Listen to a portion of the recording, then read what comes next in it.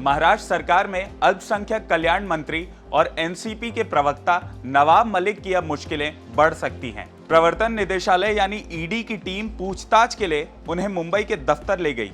जानकारी के मुताबिक मलिक से सुबह 7:45 बजे से पूछताछ हो रही है। रिपोर्ट्स के मुताबिक उनसे अंडरवर्ल्ड से जुड़ी प्रॉपर्टी के मामले में पूछताछ की जा रही है। ये प्रॉपर्टी करोड़ों की थी जिसे मलिक ने कौड़ियों के दाम पर खरीदा था।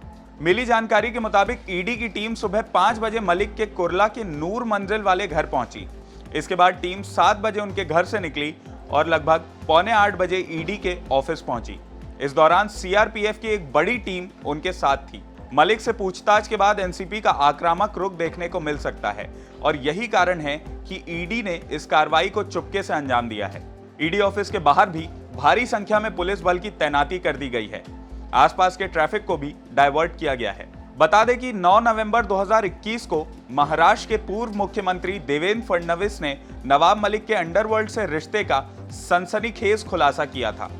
उन्होंने कहा था कि नवाब मलिक ने दाऊद इब्राहिम के गैंग से जमीनें खरीदी हैं। ये जमीनें मुंबई में ब्लास्ट करने वाले आरोपियों की है। पूर्व सीएम ने आरोप लगाया था कि सरदार शाह वली खान और हसीना पारकर के करीबी सलीम पटेल के नवाब मलिक के साथ व्यावसायिक संबंध है। इन दोनों ने नवाब मलिक के रिश्तेदार की एक कंपनी सॉलिडस कंपनी को मुंबई के एलबीएस रोड पर मौजूद करोड़ों की जमीन कौड़ियों के दाम पर बेची थी। फडणवीस के मुताबिक इस जमीन की बिक्री सरदार शाह वली खान और सलीम पटेल ने की थी। नवाब मलिक भी इस कंपनी में कुछ समय के लिए जुड़े थे। कुर्ला के एलबीएस रोड पर मौजूद 3 एकड़ की जमीन सिर्फ 20-30 लाख में बेची गई, जबकि इसका मार्केट प्राइस लगभग 3.5 करोड़ से ज्यादा था। पूर्व सीएम ने इसके सभी सबूत केंद्रीय एजेंसियों को देने की भी बात कही थी। माना जा रहा है कि इसी मामले में कार्रवाई करते हुए ईडी की टीम ने मलिक को पूछताछ के लिए उठाया है। मलिक को लेकर यह भी कहा जा रहा है कि दाऊद के भाई इकबाल कासकर ने ईडी की पूछताछ में उनका नाम लिया है। कासकर शुक्रवार को जेल से गिरफ्तार होने के बाद से ईडी की कस्टडी में है। दाऊद इब्राहिम और उसके करीबी लोगों के खिलाफ मनी लॉन्ड्रिंग के मामले में जांच चल रही है। कासकर को 7 दिनों के लिए ईडी की हिरासत में भेज दिया गया है। सूत्रों की माने तो कासकर और मलिक की कंपनी के बीच में हुए एक जमीन की लेनदेन के सबूत ईडी को मिले हैं। इस मामले में ईडी ने 2 बिल्डरों को समन भी जारी किया है। इस कार्रवाई पर लगातार महाराष्ट्र के नेताओं के बयान सामने आ रहे हैं। शिवसेना सांसद संजय राउत ने ईडी की कार्रवाई पर कहा, जो कोई भी बीजेपी और केंद्र सरकार के खिलाफ अपनी आवाज उठाता है उसे केंद्रीय जांच एजेंसियों के जरिए डराने धमकाने का काम शुरू हो जाता है। आज भी ईडी ने वही किया है। लेकिन मेरा सवाल यह भी है कि आखिर सिर्फ महाविकास अघाड़ी के नेताओं पर ही ईडी के अधिकारियों की कार्रवाई क्यों हो रही है? क्या बीजेपी के नेताओं पर कोई मामला नहीं है या वो सब बिल्कुल दूध के धुले हुए हैं? मुझे पूरा यकीन है कि शाम तक नवाब मलिक घर जरूर लौटेंगे। 2024 के बाद इन सब की भी जांच होगी।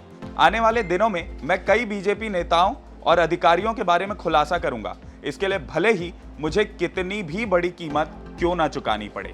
उधर कैबिनेट मंत्री जयंत पाटिल ने कहा कि किसी भी प्रकार की पूर्व सूचना ना देते हुए नवाब मलिक को पूछताछ के लिए ईडी कार्यालय ले जाया गया है।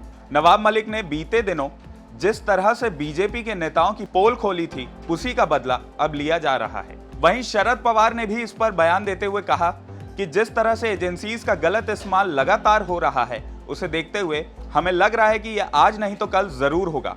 नवाब मलिक लगातार बोल रहे हैं, इसलिए कोई ना कोई मामला निकालकर उन्हें परेशान किया जाएगा, यह हमें पता था।